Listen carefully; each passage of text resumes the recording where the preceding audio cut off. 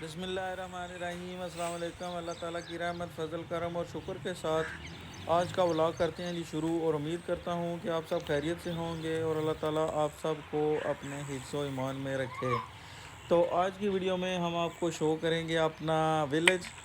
तो इसका छोटा सा व्यू आपको दिखाया जा रहा है। तो इंशाअल्लाह ताला अगर आपको पसंद आया तो हम आपको दोबारा से अपने विलेज का विज़िट कराएंगे।